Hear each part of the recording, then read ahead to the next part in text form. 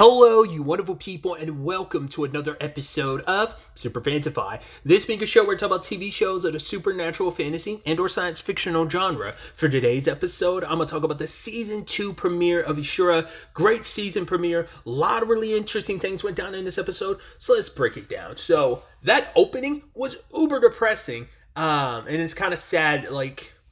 That's the thing of, I'm unclear of whether that's just that fake thing of you really believe that wholeheartedly and don't recognize the situation being what it is, the great particle storm not knowing it is what it is, or is it a thing of I don't know if it was the country where we're all kind of okay.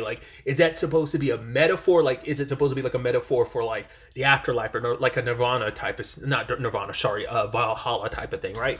Even though I know Valhalla's for warriors and stuff, but you get what I'm trying to make the pair. Is it another name for an afterlife? But I think no, they truly believe once you get past the storm, you will find this country, and it's this little kid alone talking about it because they pray to the great particle storm because they're the kid was oh, is it a god or is it actually weather? It's well, it's a god that takes on the form of weather, and it's what protected us when the true demon king came through here, and it protected us, and they believe in it. They're outside of our maybe where they live or just even their culture in general, they believe in the great particle storm. Outside, people believe the great creator is the world maker, and it's the world maker didn't do anything to protect people from the true demon king like the great particle storm did for us, so that must mean our god is stronger than theirs. But the little kid is desperate, and it's okay, beyond the storm you'll find this country where we're all safe. And the moment the kid gets there, it's you see this slab of stone with blood. I was is this a place for sacrifices? That's what I thought it was. And it kind of is, because then the creepiest thing happens where it's just all the blood that's soaked into the ground starts getting bubbling to the surface, and you see all the remains, and that poor kid gets ripped to shreds. I mean, the last thing you're seeing is the skin being pulled off, and to the point their entire body gets blown away into meat chunk, tiny meat chunks. You're that's depressing. But then I had to remind myself, oh wait, how did this series start? It started with an entire city getting brutally massacred, and Yuno's the only survivor. So I was yeah, starting the season off kind of depressing. It's well, that's not too much of a stretch. So I'm curious if we're going to circle back to that story, and are we going to find out maybe that great particle storm is going to be another participant that we're going to kind of end up following.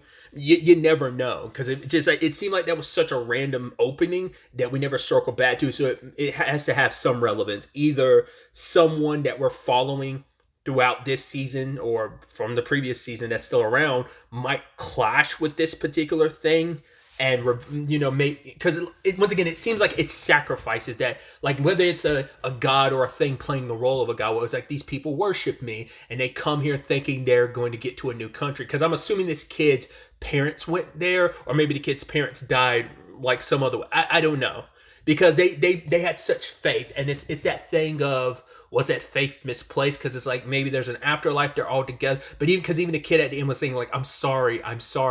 Maybe the kid thought oh, maybe I didn't have enough faith and this is my punishment. I don't know if that's what the kid was thinking or what.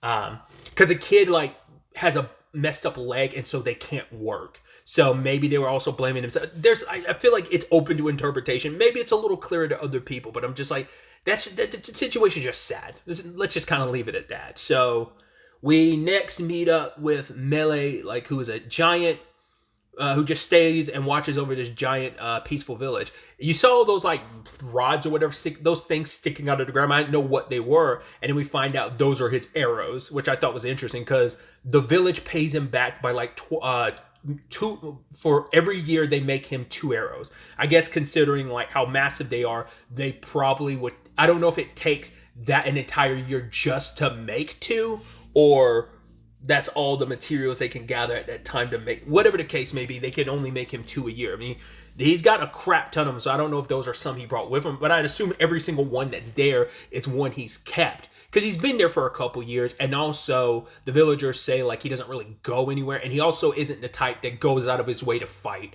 because he has that conversation with the little kid. The little kid's like, "Oh, I've never seen you pull your bow or whatever, the string on your bow. Like, are you really a fighter?" Because he's going to go enter that tournament in Arteria to decide who's going to be the hero. And for him, it's like, oh, the money that we'll get from that. He's like, yeah, I'm going to give it to the village. So it's like, yeah, he cares for this village and he looks over. He's kind of its guardian because it turns out that he's the one that prevented the true demon king's army to come this way. He never fired his arrow, but it's like his presence alone and the resilience and the fearlessness in his eyes, that fierceness. It's like, yeah, like without even firing an arrow, the true demon king's army never came this way, and they're always grateful for him. And they appreciate him looking after him. And as we saw this episode, like there was like a storm coming and the water was rushing their way, and with a single arrow, he ended up diverting the entire, and just like how it went flying like a speeding rocket, like it's literally on fire because it's moving so fast and punching through the air so quickly. But he's done a lot for the village, but the village is actually the one who suggested he enters a tournament because his species, typically they wander. They don't stay in a single spot. But ever since he came here, he stayed here because I think that all happened like 8 years ago. I don't know if it's like he showed up 8 years ago. Definitely the True Demon King army thing happened 8 years ago, but I don't know if he was already here 8 years, like was he already prior, or did he show up around the time and just stuck around to look after the village ever since? So he has, like, he tries to seem like, oh, like he brushes it off, but like the little boy's dad was like, yeah, but like despite all that, despite he could be a wanderer, he is a strong warrior, he still makes time to like hang out with the young folks and play with you kids and stuff. So, and we even had that heartbreaking moment where like there's that little girl that's dying, and it's like, oh, okay, so whatever, since you are dying, since this might be your last day, whatever it is that you want, I'll make it happen. And she's like, I want to, like reach up, as high, but because she's like, I love this village and I love like the time you spent playing with us, and me in particular. And the other kids are crying and they all like hop up on the cart, and he lifts it up and he's like, right, don't try and grab the stars just because you're that close to him. And we find out at the end, like, he's constantly shooting arrows off into the sky. And the reason is he's aiming for the star because he's going to try and make it a decor for that little girl's. It's like she was always obsessed with the stars. And it's like, the best thing I can give you is one of those stars and put it on as a decor for your grave. And I was like, oh, that's really sweet. So, because the little boy was constantly worried about, was it Ross Clay is a fighter that's entering, and I'm pretty sure that's not someone we met last season. I'm sure it's going to be someone we meet this season, but it's a great warrior that's like, yeah, like, who knows if you'll be able to beat them. But he's like, yo, I'm super strong. Even that boy's father being like, nah, he's strong. He's got this. So, I mean, we don't know the rules of the tournament. I'd assume the rules of the tournament is going to be a death. It's a death match. I don't think there's any like, oh, you get to just quit. Maybe it is, but my assumption is, like, once again, there can only be one champion. I think it's going to be deathmatch rules. Like, whoever you go up against, you're going to end up killing. I think that's how this is going to roll. I mean, once again, there's a whole bunch of characters we got to meet last season who are, like, a good chunk of them. I was just looking through the episodes again. I was just like, man, you're dead. Oh, you're dead. You're dead. So either way, it's just kind of like, ugh.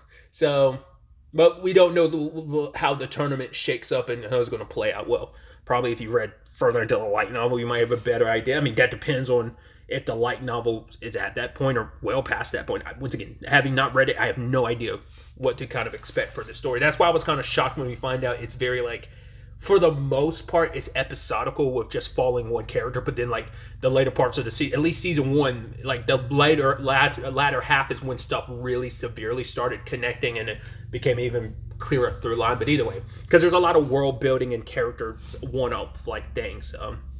But either way, speaking of that, we get introduced to another character this episode, Kuro. We don't know why he was like, I'm being chased by old kingdom loyalists, and I don't know if it's because they know who he is and what he's got, his clairvoyancy. Kid is deadly, just knowing and able to predict everyone's movements. He's like, oh, the people at the bridge, they're decoys, they've slipped amongst themselves in the crowd, and he's just like, with such efficiency, an arrow to the throat, an arrow through an eye. Like, Kid's deadly with that, like, arm bow in his hand. But he also has a homunculi Kune, who says like, oh yeah, there's no one stronger than you because of your clairvoyance. But for him, he's like, I need her, because she thinks like, oh, it's just your clairvoyance. Like, do you even really need me? But he's like, I do. Like, I don't know if she helps with his ability, or is it just because she's so small she can be his eyes and ears when he can't always count on his clairvoyancy? Because he says in the past I wouldn't have needed her, but now he's like kind of like I'm losing it, and I don't know which way to put that. Like, I mean, it could be a double meaning, because at first I was like, oh, are you losing your actual sight? Like, are you going blind? But he just says like, I'll be like everyone else, which still could, like, even if losing his clairvoyancy means he still like has his eyesight, for him it could be the equivalency of basically going through the world blind. So because he's always lived a cautionary life, because that's his name, isn't it? Kuro the Cautious. So he's always he's very intelligent, and he's also looking for the future and trying to see like how things play out. Like he's got incredible eyesight, so which is so interesting, pairing this up with Mele, because Mele also has like impeccable eyesight as well. So I wasn't, when he got into that carriage, I was like, okay, so who's he going to meet up with? There was that opening in the episode where there was like a carriage nearby that the little kid was walking by an opening, and I'm like, it seemed like it was a woman in the back, and I'm like, I don't think it's, maybe that was just them passing each other in that situation, or maybe it was something unrelated. I didn't pay as much attention because I thought we might have, but it's just, I know we just kind of moved past it. But yeah, the person he meets up with was Elia, and I was not expecting that. And I was like, interesting. I was like, and I was also surprised too, because I was like, wow, what's her face isn't with you either, Kia. And I was like, that was interesting, but I'm also like, well, why would you bring Kia on a mission? Because you're here on like our Aurasia business, so why would you bring her? And once again, she's probably still completely unaware of who you really are and what you really do, because you're just her teacher, right? So, and she'll never know all the duplicitous and terrible stuff you did last season. So, but yeah, she's here collecting Kuro because they need more people, because I think Kuro's talking about it, that the Old Kingdom loyalists, it's essentially like a new uprising getting ready to attack Aurasia. But Elia's like, yeah, but we're kind of aware of that. It's like they might not even, like, the fact is, Lithia wasn't even an issue for us. I doubt these people will be as well, especially with all the champions they're gathering. But it's interesting because, like, we can assume Terran is dead, but we never actually saw. I don't remember. It's been a minute, so obviously it's been like, well, it's been a couple months, but like, because first season came out like pretty much a year ago, probably like a few days short of a year, because it came out maybe like the 5th of last year. But I don't remember because we never saw them fight, but I know Sojiro was there, but I don't remember if they ever set up him and Terran were going to fight. I think the last time we saw Terran was like the bone dude, the skeleton dude, and her cross paths. I think that's a lot, because Terran kind of accepted like this would be the place that she dies. And I just don't remember.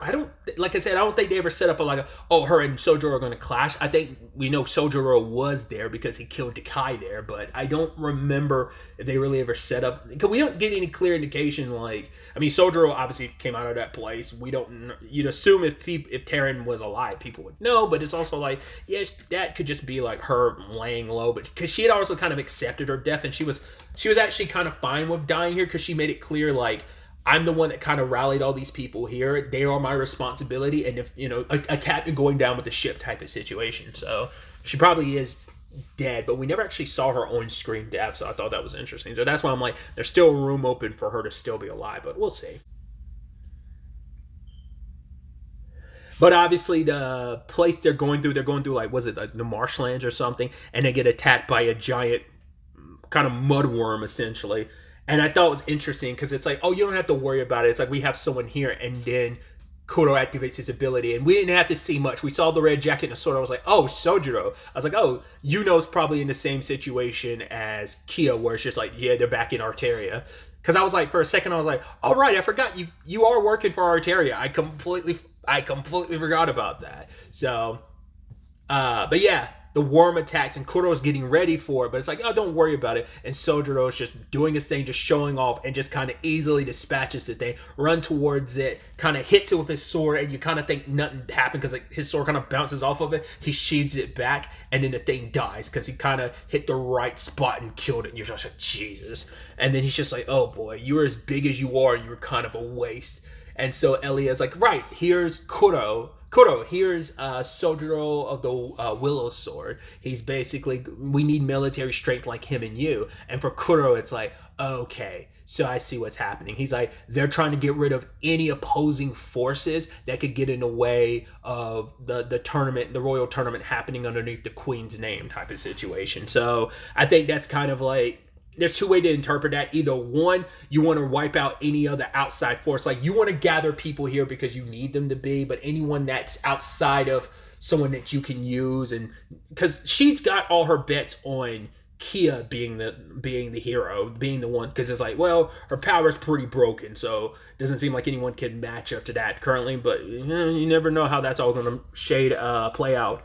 But it's probably a thing of, in any other country's interference, you want to nip that in the bud now, so that the hero can rise under Arteria rule, so that it's like, oh, the queen gains the reputation of like, yeah, this is our new hero, and not have any other country interfering, plus not trying to put forth their own champions and kind of take up the mantle too. So I'm sure it's a little column A, column B, a little bit of everything into doing what they're doing. And so even Kune is like, oh, we're here in Arteria, like, shouldn't we like wait before doing like and rest a little? But he's like, no, we should immediately jump into Elia's thing. And you're like, oh, wonder what it is. And then we get the thing at the bottom saying like 38 days until like Calamity or something like that, or Calamity Day or something like that. And I'm like, what the fuck does that mean? So I was like, is that in reference to the tournament? Or is it just like, yo, like we're going to get to the end of the season and that's going to be the calamitous situation? I'm curious what that is. Because maybe like some travesty is going to end up happening. Not too probably aware from like what happened with the whole Lithia thing. Maybe there's going to be kind of something on par with that, probably even greater. Or is it going to be something they are going to orchestrate Arteria as a whole, or is it going to be something that's going to even blindside them? I'm so curious to see what that ends up being. I avoided watching the trailer for this season. To be fair, it's like season 1's trailer, like, because I don't think, I can't remember. I don't think for season 1, I don't think there were any trailers on YouTube that I saw that were in English or had any English subtitles to my recollection, but I could be mistaken. I feel like I don't remember there being any. But aside from that, I'm like, season 1's trailer didn't really tell you anything. That's why I thought we were mainly following Sojiro, because I didn't know there was going to be the plot being what it is, bouncing between different characters like that. So I don't know what characters to expect this season. I don't know where to expect this season to go. I'd assume this season is going to be just as long as season 1, but I could easily be mistaken. So either way, I believe I saw that it is 12 episodes, but I keep making that mistake all the time, thinking I know how long a season's going to be, and it ends up not being that case. But whatever the case may be, I'm excited to have Ishura back. I'm excited to ultimately see what characters we get introduced to this season. Obviously, what characters return. There's quite a few from last season that are still around that we can see. Obviously, we saw 2 of them so far, Elia and Sojiro, so we'll see how everything plays out going forward. But really, that's all I wanted to talk about. So the next time we meet, be happy, be safe, live life to the fullest, and enjoy it. Good day and goodbye.